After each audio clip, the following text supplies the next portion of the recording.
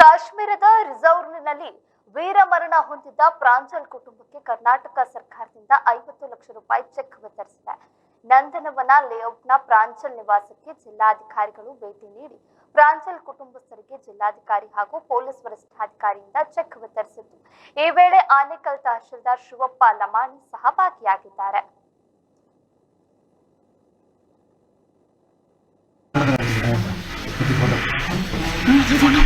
phone sir phone हाँ चूर हिंगे हिंदे बर्री हिंदे बन चूर हिंदे बांगे हिंदे बन रहेंगे अಣ್ಣ ಸ್ವಲ್ಪ ಹಿಂದೆ ತಗೊಳ್ಳಿ ಕ್ಯಾಮೆರಾ ಫೋಟೋ ತಗೊಳ್ಳಿ ಪೇಪರ್ಗೆ